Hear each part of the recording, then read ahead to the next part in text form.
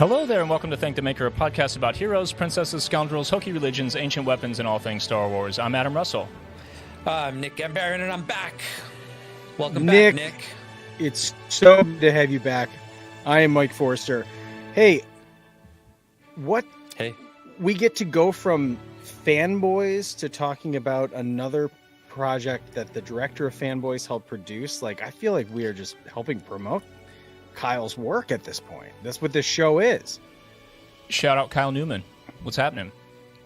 I hope he listens. For a second, I got him confused, that name confused with Kyle Newacek from Workaholics. Because I listened to that Workaholics podcast. This is important. Right. It's pretty awesome if you ever liked Workaholics. But then he's also like a director and maybe an EP on What We Do in the Shadows, which I've been watching a bunch lately. So good for him. But then I realized Kyle Newman is a different name than Kyle Newacek. Right. So I was Newman's like, oh, that's own. not the same person.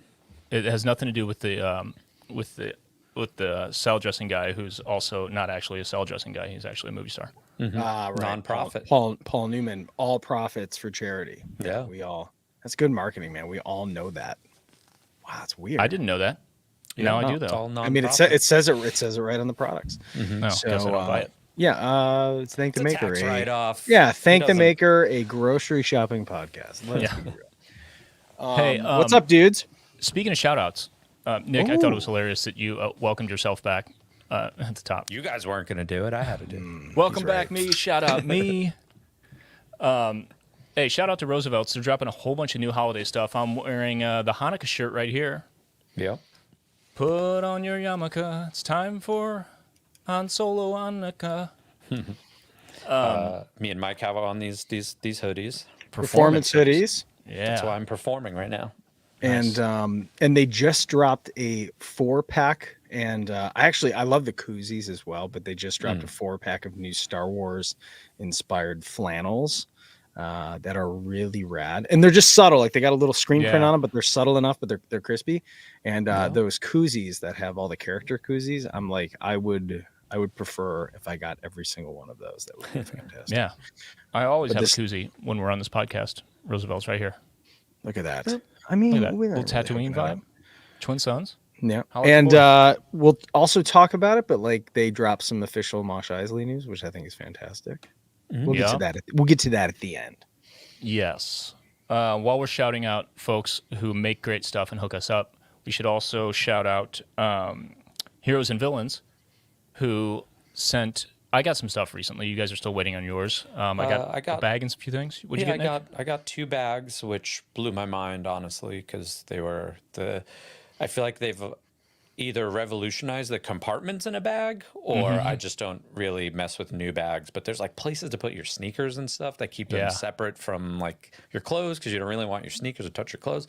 I don't know. All that stuff was blowing my mind. But I got some bags. I got a bomber jacket, and as far as I know, the only official T-shirts that have like Baylan and Shin on them, and the Night Sisters. So yeah, pretty awesome. Yeah, I got mostly bags, and I think I got a jacket and a pullover, like crew neck. We'll do show and tell next week when Mike has his stuff, and maybe Ryan has his, and maybe he's taking a break from baby time. We welcome a new Jedi into the Thank the Maker family, which I'm sure is a big deal for people who've been following along. Don't get ahead of it. Okay. He could have a super low midichlorian count. We don't know yet. Don't know yet. I don't. Or he could just be a Sith. We don't know. Yeah. Dang. Equally How many possible. kids rebel against their parents? You raise them as a Jedi, he's just going to be a Sith. Right. I sent that's a great true. meme. I don't know if I sent it to the group or him about.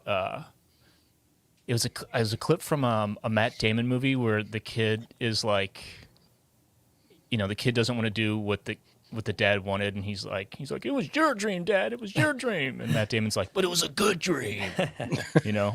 And it's like Star Wars parents be like, it's like.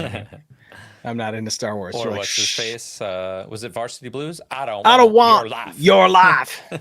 That's great. God, it's gonna happen. He's gonna be. It's gonna be Harry Potter, Star Trek, all kinds of shit that Ryan doesn't mess with.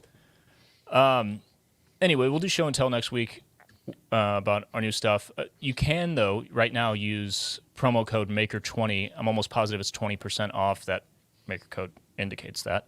Off Or your that first offer order. code. First order from Heroes and Villains. So go check that out. Cool. Let's cough off mic because I have bronchitis. Nice. Wow. You guys should have heard it. It was Silent. great. I didn't even hear it. It was good. You must was so have good. the good itis. I do. I'm We have on a roids. note. Do we have a note in here? Where is it? A note? About tonight? Oh, we do have a note. I'm sorry. That's my bad. In terms of notes for the show, yes. But also, speaking of notes and things, super chats, those are available. I don't know how to do the settings for those. I don't know anything about YouTube. But Really? super chats, YouTube's popping. What? all those things. So anyone right now who wants to be generous, just so we can see how it works, I don't even know what they cost. I don't know if we set those prices. Boomer I alert. don't know. Engage with your Boomer audience. Show your support for Thank the Maker. There it is, right there in the YouTube chat. Of course, we also have Wow. patrons who are the people, the real people. Let's The realest see. It of real was people. legendary Story of the Year fan Mike Cronin says, "We bought a zoo." That's what Matt Damon. Oh, there we go. You were referencing. So Shout I out mean, Cronin. That's my people, dude. people just showing up and helping us out. I love this. I love this fandom, man. We love it. I want to Well, let's- get that. Let's get that note going. Let's do it. It's in other. It's in the normal thing. Let's talk about There we go. the holiday special. We're going to revisit it. Like I said, we're not going to do a total. I don't know if I said this on the pre-show or just now, but we're not going to do a full breakdown like we did last year. But in the light of this documentary being released on the 5th of December, 2023, called A Disturbance in the Force, it's a behind the scenes on how the Star Wars holiday special, how and why this thing was made in 1978. It just, it got us thinking again about this goofy thing in Star Wars history. And I don't know about you guys, but it made me like it even more, or I found it more endearing. I found the experience, it almost felt nostalgic, even though I've only seen it a couple times. How did you guys take it, Nick? Tell us. I felt like I wish they had. Obviously, they got celebrity nerds, like people who like to talk about Star Wars, as like Kevin Smith and Patton Oswalt and stuff like that. Like they got those people in there. I wish they had some nerdier people in there. Yeah. Because there was just some things that I felt like weren't necessary. Like one of the producers or whoever the dude with the red glasses, he was like, "Yeah, they tried to make a Life Day thing and it never became a thing." And I'm like, well, it did. And actually in the documentary it says, towards the end that it's a thing. So I feel like there could have been a little bit more knowledge on the, coming from the people who they were interviewing. There could have been more knowledge about current Star Wars fandom, I guess is my point. But all in all, it's great. I really love seeing any footage whenever they're showing like old commercials for Kenner or even commercials for the holiday special itself. Man, so awesome. My overall question is, because they made a point of this a couple times in the doc. Obviously, it's so early when that comes out that there's no VCRs. Like, how does any copy of it exist? They said it aired once and there were no VCRs. Were there literally no VCRs? I was a little dubious about that. Wasn't this the point where there were like, I don't know, we had Betamax and VHS trying to duke it out for the actual, for the next format or the first format for that matter at home. Yeah. You know what? I'm going to ask ChatGPT. I'm going to be like one of the youngins. Check it out. You should. I'll do it with Also, my voice. Super Chat is working. We got RJ. What's up, RJ? Henry Clark says, "I find your lack of Super Chat knowledge disturbing." S13 Danny says, "Hello there." They're spending their money wisely. Jason says, "I have a good feeling about this." Nick Tierce, good name. The holiday special continued to air in Australia for several years, almost never during the holidays. Okay. Maybe the copies we're watching are Australian. Oh, Yeah, our that is friends from down under have figured it out. Yeah. Also, Nate and Ian, thank you guys. Super chatting. I think we now know that it works, so that's good. Thank you so much for super chatting. I think do we do one of these things where like as we're talking about it, we're like, "Oh, super chat!" like punch the screen. You know what I mean? We need So animations. I think too the other interesting part about this is like the part that I really loved was how many times the adult version of who we were seeing was sitting there being like, what were they thinking? But how many of them said while they were kids, they thought it was the most Yeah. amazing thing, right? Yeah. And I'm like, isn't that just a Star Wars thing, right? Isn't that just like Boba Fett riding?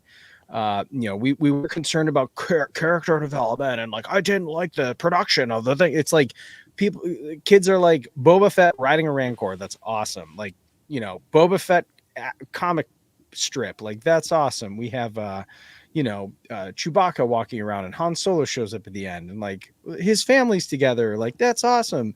They're What's excited. my family doing in there? Yeah, like they like Chewie throws a stormtrooper over the guardrail, not OSHA approved. All that's awesome. I think that's really cool. It's just a reminder of the fact that like we can always look at Star Wars through an adult lens, and so rarely is it a thing for us to suspend our disbelief at this point, ironically, with Star Wars. But I think it's really it does remind us to remember that Star Wars is goofy, and this is just another one of those times where sure, this one it's okay to say it probably went off the rails, but like the fact that people still want to keep it alive shows that there's something still very genuine and wholesome within the corniness. One thing that I like that the doc did was they did compare it to other variety shows of the time. They definitely made that a huge point, but also it just really got me thinking that what was entertainment in 1977? Like TV stations still probably went off the air at midnight and came back on at 8. Like there just wasn't enough, to use the 2023 term, there wasn't content. So this was kind of the height of entertainment at that point. You had Star Wars a year earlier change the world, and it was so ahead of its time that entertainment couldn't keep up with it. Like, how do you make a television special for,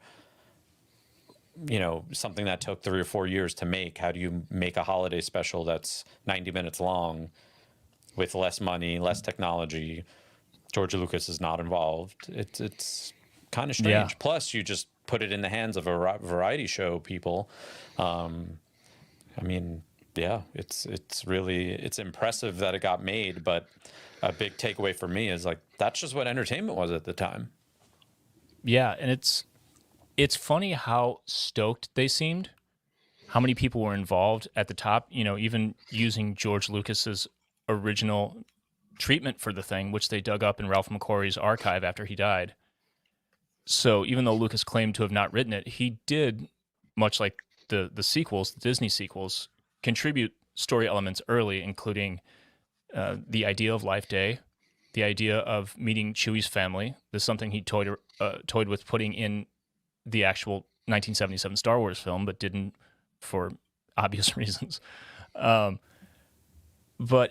it was, from their perspective at the time, all like the top people making this kind of content, and it was the kind of thing where, like you guys are saying, you didn't have anything but what was on TV and the weird appearances on like weird different outlets, because we didn't have the internet, we didn't have VHS, we didn't have all these other kind of things. So like all the other stuff that they showed, the appearances that the cast did were as goofy in different ways. The Donnie and Marie show, they did their like musical version that was just bonkers. Like it's but they were right. I mean, like Donnie was like, well, what do you want to do? Like, who do parents trust to bring into their home? How do you get a whole family out to see a theater movie together?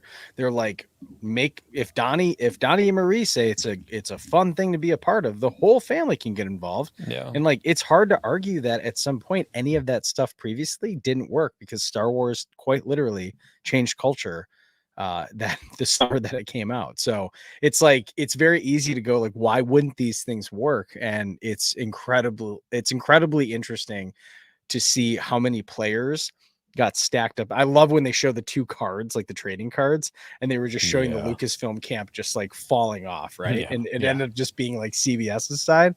It's like, it's pretty amazing that it did get made at all, it was pretty fascinating to learn about. The coolest thing about it to me, this was a documentary that didn't have like a huge arc to it.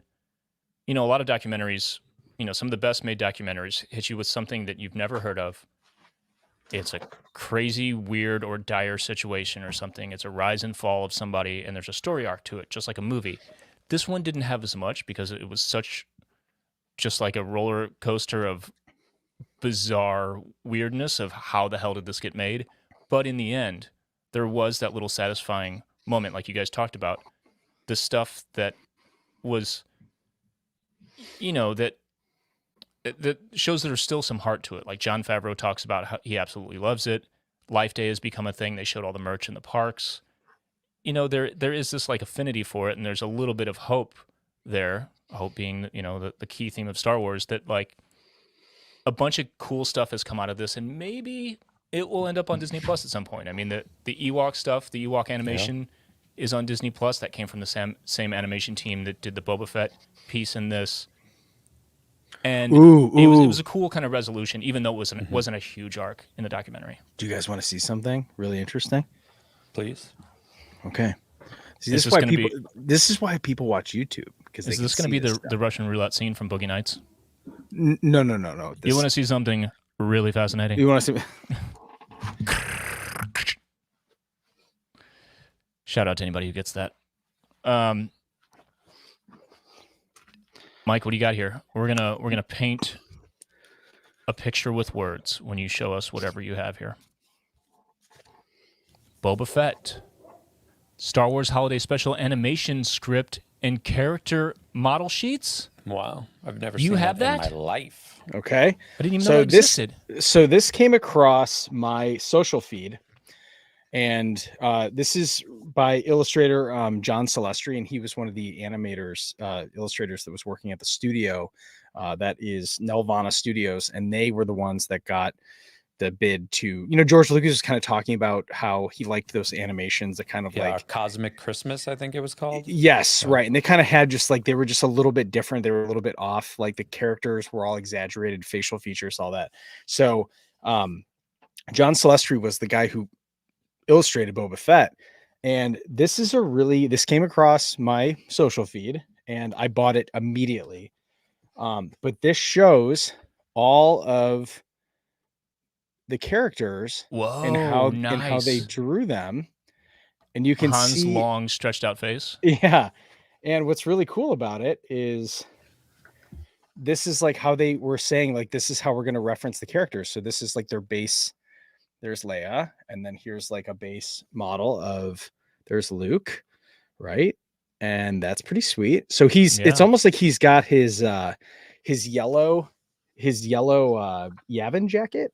And then obviously we know these two characters in the style that they're made from the droids animation.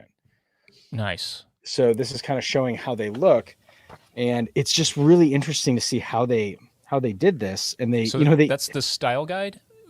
It's their animation guide. So basically, like they give it to all the other animators to say this is the base of what we all start with, right? Right. And you can see like Han Solo specifically is calling out. I'm looking to see it. Where can I see this? There we go. Like you can actually see that he's got, long waist, long pants. He's got the boots, right? So they're specifically calling it out. And then obviously it gets into there's the actual script, which is rad. I like that. How many times does Boba Fett, what's his name again? Boba Fett. How many times does Boba Fett say the word friends? Hello, That's all I remember from that. Hello, friend. Yeah. Follow me, friend. Follow me. I was also wondering if there's anyone out there who's done a voice AI thing with Tamara Morrison's voice over that Boba Fett cartoon. Oh, I'm sure. So there's Boba. So he's got what's interesting about this is like, obviously Boba is turning into a character at this point. And I think that, and then they show obviously the monster. Nice. That he comes in on, like the right? dinosaur, essentially. Yep. And then they show all the animation poses for like what he's supposed to look like, which is really sick. So like they obviously, you know what I mean? So it's just really cool to see it from this angle, especially when they're referencing, here's all the sketches of Han's face, like Oh yeah, a side profile, and then there's him sitting down, right? it's 3/4. Yeah. Yeah, it's super cool. So, anyways, you can buy this directly from John's website, but it's here's all the raw sketches of him Oh, on there. So nice. Oh, that's so sick, dude. it's unbelievably cool. So, anyways, if you head over to John Celestri comics, I paid, I think it was $35, but like I just like having this stuff because Yeah, once that's it's so gone, it's worth it. gone. I was going to Mike, ask, what did you find that on eBay for $1,000? But No, okay. he's selling them right. He's selling them right That's now, and great. I think for some reason I got tipped off to it. So I was like, Mike, put a link in the patron Discord and in YouTube if you get a second. Yeah, I can do that. Absolutely. Hey, ChatGPT tells me this about VCRs. Going back to our discussion earlier, Sony's Betamax was launched in 1975, followed by JVC's VHS format in 76. So, if you were rich in 78, thank you for recording this. That's the only reason we have this. In addition to, like Henry Clark said in the patron chat, Australians recording it at 25 frames per second. Yeah. Nick Tier says on YouTube also, there were very expensive VCRs at the time, and fanzines from the time made it clear that copies were being passed around as early as 1979. Sick. Yeah, pretty wild. Man, I don't know if they just did AI upscaling or what, but the version that they have in the documentary is crisp. It's still interlaced, you can see the lines, the interlacing for broadcast TV, but it's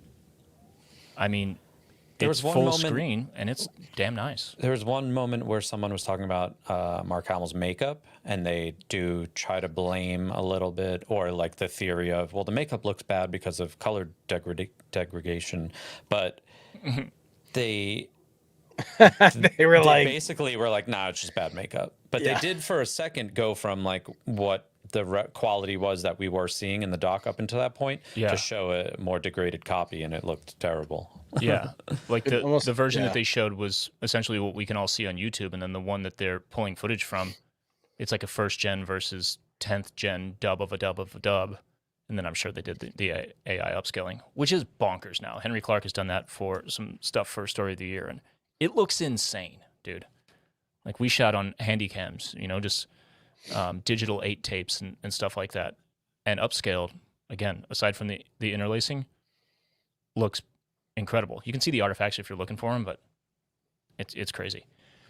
Let's give a quick rundown on who is in this.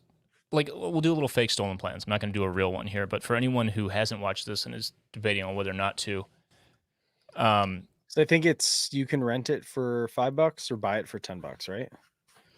I think you can buy it for $7. Oh, okay. Yeah, I wish bought I it. would have known that. I should have just bought it. Produced by Adam F. Goldberg, who was also a producer and writer on Fanboys.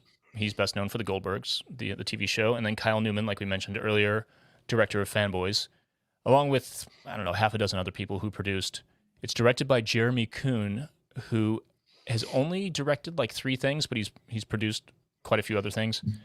The other notable documentary that he directed was Raiders! The story of the greatest fan film ever made, which if you guys haven't seen, you should go watch. Have you heard of the Raiders fan film? No.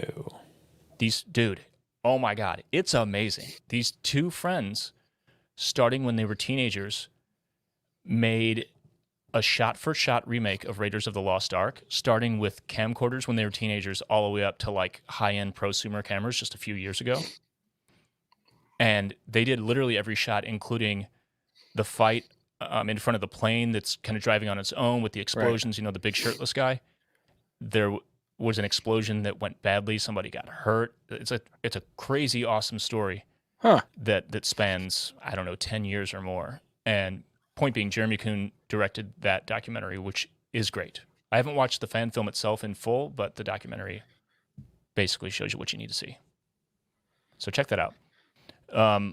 Nick mentioned earlier Patton Oswalt and some other interviews. Seth Green is one of the bigger ones. Kevin Smith, Paul Scheer, Taron Killam from SNL, Weird Al Yankovic, Gilbert Gottfried, Kyle Newman, the director, Donny Osmond for any boomers, and then Patton Oswalt, of course, and a bunch of others. They actually have a couple of the writers on there, some of the dancers and performers from the holiday special itself. All the interviews with the Star Wars cast are from old broadcast interviews and things like that, talk shows and stuff. Harrison Ford, Mark Hamill, Carrie Fisher, everybody. Shout out to Scum and Villainy. I know Seth Green and one of the other people being interviewed was definitely shot in Scum and Villainy in Hollywood. I think Taron Killian was in there too. Yeah. I think most of the people in it. It was awesome. We went on our final Starcruiser with JC, the guy who owned it.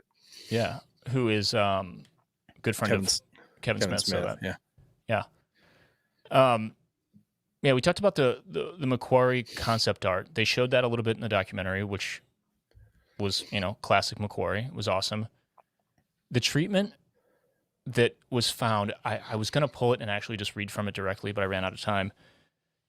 They mentioned this in the documentary. It is so George Lucas. It's so like early draft George Lucas and how goofy it is. And there's a mention of who's the singer that he wanted to have instead of the one that ended up being the the diva in the VR thing. They wanted Cher, and then also in the treatment he said Raquel Welch. And the guy was like, this is some weird George stuff. Like, why Raquel Welch? Did he have a crush on her? Is he trying to like set up a meeting? Yeah, hi, I made Star Wars. Wow. But all the stuff about Life Day and the end, it's all there. So to me, that has to be where they found the justification to go ahead and like push that merch in the parks and stuff like that and kind of embrace Life Day. And as far as I'm concerned, if there was any question, that kind of solidifies it as canon. Yeah. At least in my head. It's a George idea. Yeah. Yeah. I mean, there's lots of George ideas that didn't fly, but Which I love when they cut to that one scene of, when we were getting all these like Easter eggs of Jon Favreau's love of the holiday special. And it shows that interaction on the set of Mandalorian when he goes, well, you recognize the rifle, right? Like that's Boba Fett's rifle. He goes, because you made that. That's your idea. And George Lucas is like, not really. I didn't make that. Yeah. I don't want anything to do with that. So funny. Yeah, it's so good. I love that. But yeah, I think Disney, a positive thing about what Disney has done with it. If you look at the what people have embraced with the campiness of what Life Day is, I think it's actually in a lot of ways it gives people a opportunity to celebrate Star Wars outside of Star Wars Celebration as a con, and also outside of when there's a movie or a show to promote, which I know isn't what they want, but like even just last year, we didn't have any content. Like even this Life Day, this November, we didn't have any content, right? Like Ahsoka had wrapped up, and you're kind of sitting there going, until we get news, like what's next, right? And a lot of people went to Life Day and they're singing and doing all that stuff, and I love that Paul Scheer kind of talks about that with Revenants of being like, the fans have it now, and Disney's embraced this weird thing that they still won't show on Disney Plus, but they're down to, they're down to make the merch. Yeah. And it's great. Yeah. And there it is. There's the action figure. Mike has the Chewie in the robe, which they mentioned, and we said this when we covered this officially last year, because the budget was so low and they ran out of money before they even finished the thing. In order to make this goofy ending happen, they could only afford Wookiee masks and gloves, and then they put robes on everybody. Right. Ceremonial robes. Right.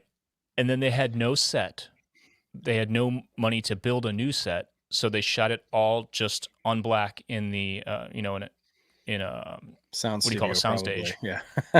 And then comped it in. It doesn't look like blue screen. It looked like maybe it could have been blue screen, but it looked more like the thing. Have you guys heard about the thing that Disney was doing in the 50s and 60s with, they used like a crystal that would split the light into two different channels. Have you heard about this? No. And they use there's like some kind of specific chemical on the film that when hit with a certain frequency of light would not expose like the black background or whatever type of background they put on it. Maybe there was some kind of Interesting. retro reflective material or something. I don't remember what it was, but there are only like a couple of these that exist, and it's the reason that Mary Poppins and some of those other movies have such incredible what looks like green screen, because it isn't green screen. It's like a Got it. much better version, which was expensive and kind of proprietary back in the day. There's some shots in this holiday special that look a little better. Some of them are pretty bad. You know, you see Sure. the feathering around the edge, and it's pretty bad. But some of it, maybe it's from the upscaling. Some of it looked super crisp to me. Did you guys notice that? Any of that? Like even the stuff on the table that Lumpy was watching, like the dancers, some of it is not bad. Yeah, I didn't notice, but I've only ever seen like whatever we watched last year or the year before that. I've only Yeah. watched like a real bootleg copy of it, so I didn't notice any of it. I guess more so than anything, I just noticed like the aspect ratio, like the frame of the, go to more of a square kind of thing. Yeah. But I didn't notice any quality differences. Yeah, it's interesting. I could just be, this could be wishful thinking. I could be overanalyzing, but it seemed like a little better than standard TV, chroma keying or green screening at the time, Just need Disney to release it in 4K, and we'll judge for Yeah. ourselves. Or Another take a in- shot at making a new one. Like, why not? Well, at they, this they point, did the you Lego know? one, right? They did a Lego one, but you have that stagecraft. Like you Yeah. do a 1 hour special. I mean, I think why it's not? interesting having. Do you remember the Guardians of the Galaxy one that they shot? Yeah, I think Right, It came out so, like- last year, right? Yeah, it was. You got Kevin Bacon in it. It was like they put time into doing that, and it kind of had a. It had. I mean, James Gunn also, I think, was the kind of was the director to appreciate what holiday specials were that maybe didn't necessarily need to add to the lore or do something. But I certainly think at this point, I mean, I have said this on this podcast that there has been a criminal amount of disrespect to Chewbacca, man. Like, where is Chewie in all this? Like, Yeah. you know what I mean? Like, he was, like we haven't gotten even a mention of him in any of the shows. And I'm like, it would be awesome to, besides Christensen, like, it'd be awesome to see other Wookiees. So I think I'm with you, Nick. I think that we could certainly, given the strikes, I think threw a lot of ideas off. I think Disney having a couple of hard months at the box office, I think certainly like little one-off projects like this are going to be difficult for them to possibly like consider, wrap their heads around, especially as they're starting to like get all these other projects that are already greenlit like onto the streaming service. But I'm with you. I think at this point it's going to end up being, for the fans, something too big to ignore. So when we go to Celebration, why don't we ask about it? Kathleen, Kathy, tell me about let's talk about this. Get at I it. mean, the cool thing is, with Life Day being a real holiday in Star Wars, it's now about as canon as it's ever been. Yep. It doesn't have to break the universe or the character boundaries that they've kind of leaned into ever since the Disney acquisition. Getting rid of the stuff in the parks with Boba Fett dancing and all that. It can be a similar story to what it was in universe. It can be a Life Day thing. It can be a lot of things. It can work if they wanted to. That's what we think over here. I don't know. I mean, and maybe even animation would lend itself to being, you know, a little bit more. I don't know. Of like right now, watching cartoon or animation during the holidays seems like more people would be open to that, and maybe would cover the fact that it could be a little like not corny but campy. If it's animated. Yeah, Star Wars has always been campy. Anyone who's honest with themselves realizes that. The Bad Batch gotta want to give Omega a gift to make her feel like she's part of the team again. I mean, come on, like, these stories write themselves. You know what I mean? Like, let's just do it. Let's get it done. But we just need more animation in general. Yeah. Yeah. Just in general, like let's get the animation studio just double your efforts. Animation. Think the maker has been a fierce advocate of animation, and also Chewbacca. Just bring him back. Yeah, man. I've thought about, again, on my list of things that I may never build. a Wookiee costume is in the top 5 for cosplays because aside from the mask, the suit itself isn't that hard. It's time consuming, it's tedious, but it's hook and what do you call it? Hook and loop on like Right. a net suit. Yeah. It's pretty simple, and the majority of the time you see somebody in a Wookiee costume, it's Chewie or now Right. Chrysanthemum. Right. It's rare that you see just a generic Wookiee who's only 6 feet tall, who's maybe an adolescent. I could be that guy. You could be. You really Yeah. could be. Well, good thing Captain Nader is a fan of what we do, Yes. because I feel like he is the guy who makes the best Wookiees I've ever seen. So Fact. Yeah. I've talked to Is him a little bit there, about it. speaking of Wookiees, are we getting one in the Acolyte? I think we are, That's right? a good question. Pretty sure we are. well, I'm not sure. Oh no, we are. We are. Do we know if it's Buryaga? That would be awesome, because if Well, he's we got the get Yeah, I'm what do you not call sure. the high ponytail? What do you call that? He's got that in the leaked photo. the Wookiee bun, Yeah. The Ozzy that would be Osbourne cool. No 'Cause More I Tears think, look. yeah, right. Because I think if we got, I think Burry is a great character, that will certainly be a fan favorite for most people who haven't read the High Republic. But that would be awesome to see. And then obviously, I just think we're at a point where I think the Disney has to look at the fact that you can go to both the parks around October 17th, right? November 17th November November 17th, 17th. is Life Release Day. day of the holiday special. Right. So you can go and you can get, they sell the robes, they're selling, little trinkets, they're selling all kinds of stuff. You can actually buy the orb, the Life Day orb, and people are doing caroling. Now that's fan made too, which I love. Like that is a Yes. fan initiated effort to get people to collect and get together and be communal. So that's just kind of one more thing that the fans do that make this like entire franchise really amazing, because it looks like a great time. I always think I should go there. It's just right before the actual human holiday of Thanksgiving. Mhm. I'm gonna just skip it next year. Let's just go to Life Day. I'm cool with that. Yeah. We have so many things to be thankful for in Star Wars. So let's celebrate those in Life Day and leave all that old shit to the olds. Right. All right. Anything else you guys want to mention about this before we wrap up? We've got some stuff to talk about with Mos Eisley and whatnot. Sure.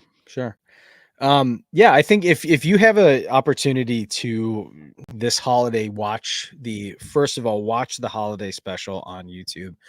It's pretty readily available right now, I think, for most people. If you're very confused, the amount of people that I have that are Star Wars fans that I posted about, I'm like, oh, the holiday special. People are like, what are you talking about? So I mean, truly, for a lot of fans that are people who like Star Wars but aren't into it, they have no idea what the holiday special Yeah. is. So I mean, They talked about that a little bit on the doc too. It's just this weird thing that I think Paul Shearer was like, "Oh, you like Star Wars? You know about the holiday special?" And you can like gauge how much you like Star Wars if you know about it or not. Sure. So, yeah, Sure. I mean, really, how would you know about it unless you come across it in a non-casual way at this point? Right. And I think for people to be able to watch it and go, this is hilarious that this exists. The way that it was put with Lumpy's VR porn and all that. I mean, it's just unbelievably funny. And Taron Killam is super hilarious in his own right. But the way that he was presenting, he's like, oh, and then they all dress up and it's like Heaven's Gate. They put on the robes and they walk in. I'm like, oh my God, this is incredible. Yes. Super funny. But I think for a lot of people, like, go watch it and then watch this documentary, because you're appreciating other fans who are making really interesting things about Star Wars. And I feel like as more and more people that have been part of this, as we start to lose some of these people again, like we lost most recently, there was another modeler from ILM that passed away a couple weeks. Oh yeah, man. And you start to look at all this stuff and go, like, this stuff is literally was changing culture. And for people like us, for Star Wars fans, like if we don't get these stories, if we don't hear from people who are able to explain the reason for why something happened behind the scenes, like, we might never know. So please definitely go buy this documentary, and kind of preserve when people are able to do deep dives like this, because it's super important for all of us as fans to be able to know, like, how this stuff happens. So I would say thumbs up from me. It's a great watch. It's super entertaining. It's about an hour and a half, and that's as much as it needs to be to explain what actually happened with the Star Wars Holiday Special. Like and subscribe, rate and review. One thing too we didn't bring up is the fact that Star Wars was such a big hit in 1977, and it was going to take 3 years for Empire Strikes Back to come out. Studios were literally worried that people would forget about Star Wars, and you think that that's like such a ridiculous statement, but like you nearly killed that. Culture was so different back then. Really think about like what you would have to go through back then to keep it in the zeitgeist. Yeah, it is going on Donnie Marie. It is a holiday special. It is, the toys were, what they say, 16 months away. Yeah, right? Something like that. You were buying basically an IOU from Lucasfilm to we'll send you the stuff. I mean, it really was how they thought back then, that like we have to do something to keep this, to actually remind people. I don't even want to say relevant because that's too high of like too important of a word. Just so actually people could remember it. Yeah. Which is such a like foreign concept at this point. You know, like something comes out and is popular, and now you have social media. You know, you have streaming. You have ways to be like, oh, you didn't see that movie? Here's a link. And literally 40 years ago, it was just like, oh man, I hope people don't forget about Star Wars. Yeah. Dude, isn't it insane. Counterintuitive that like now we have all this content that things get lost in the current of the feed? But back then it was kind of the same thing in a completely different way, but there was literally no way to go back and look into the archive or look into the, you know, even back a few days in the feed. There was no feed. So similar problem, just different reasons. Well, it did say too at the time that it didn't get bad reviews or anything. No. And like Mike, like you said, the kids who watched it loved it. So it's really just over time. And I think on the complete opposite end, the fact that you couldn't get it or there were only bootleg copies of it just made it so much more of a mystery that people wanted to be like, oh, I have to get my hands on that. Honestly, minus Art Carney and the pace of the thing, and the Wookiee porn. It's for television, for something like that, compared to the other stuff that they showed, it's not that bad. I mean, Harrison Ford is an incredible actor. Even with that terrible dialogue, that writing will never be performed better than what Harrison Ford, Mark Hamill, and Carrie Fisher pulled off. And Anthony Daniels. Dude. Right. Yeah. Yep. Anthony Daniels was actually great. Right. C-3PO is arguably easier to write, but they performed as well as they could with what they had going for them. Even B. Arthur, not bad, considering what was going on in that cantina. Right. It was almost Raquel Welch, but they got B. Arthur. Yeah. Love B. Arthur. Shout out. Rest in peace. Amazing. All right. Well, maybe we should do a viewing, like a drunken viewing with patrons at some point between now and 12 days from now, Christmas. We could do that in a voice channel on Discord, probably. That'd be awesome. We do a YouTube live. That's like what Dano does. Yeah. Maybe we'll do if there's a version that doesn't have ads, which I think the main one does not on YouTube, we could just do a watch party that style. Or we could see if we can get a hold of a real copy. Didn't Jason Chiodo say he knows somebody who has a solid copy? A pretty like legit version? We could source one if he doesn't have one. I'm sure we could find one. We might be able to stream that in the voice channel and do something like that. So if you want to get involved in that, Science Theater style. Yeah. If you want to do something like that, patreon.com/thankthemakerpod is where you can go for that. Patrons, you make this thing happen, literally. And super chatters, people here helping us out. Thank you so much. I don't know how to make this stuff show up on screen yet. Boomer alert. I'll figure that out. We'll figure it out. Let's figure it out. We'll learn. We're also doing, I mentioned last week, we're talking about doing this story pitch contest with patrons like we did recently for ourselves. We pitched for Star Wars stories and then we voted. Talking about doing something like this. I'm thinking maybe this is like a first episode of the year kind of thing. Like new year, new stories. Let's kick it off with some new ideas. Okay. And we'll do some fun stuff between now and the end of the year. Next 2 episodes, whatever. Sure.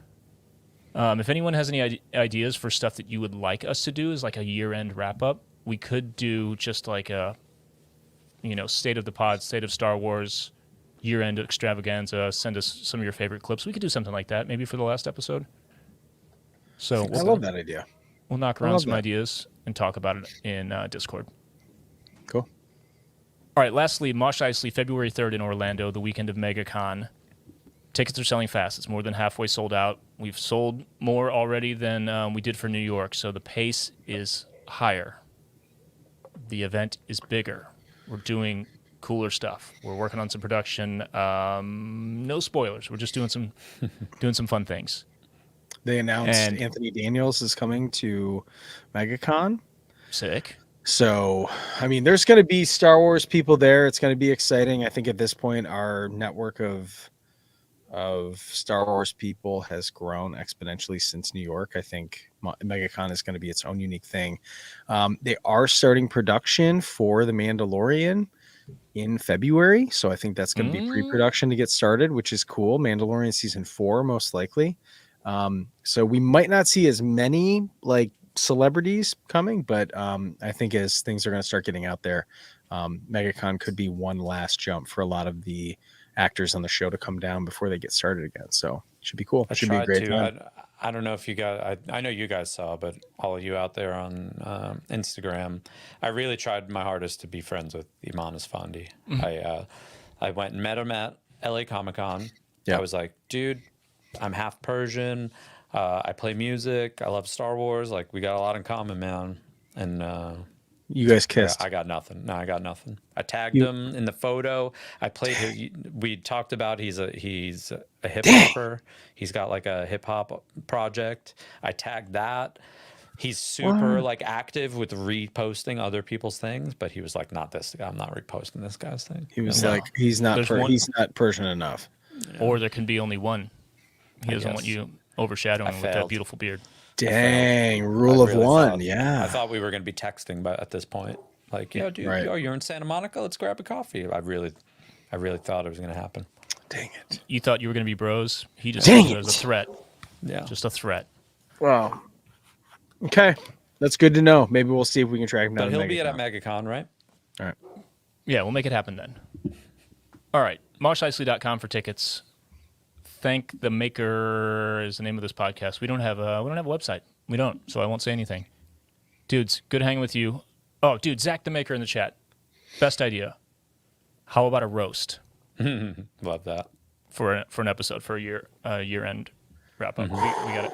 A roast. We have to make that happen. Amazing. Love How do we do idea. that? What are we going to roast? What should we roast? We could Are we roasting each each other? Roast. Whoa. I feel like they should roast us. Wow. And we'll Yes. just sit there and take it. We could do that too. We could have people submit videos of them with their jokes, Yeah.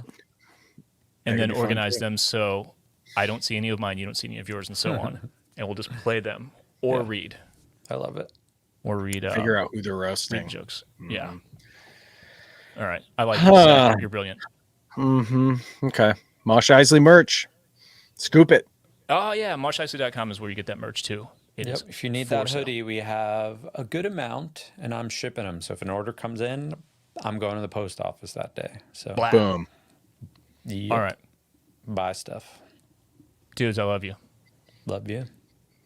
Everyone, thanks for watching and listening. And until next week, may the force be with you.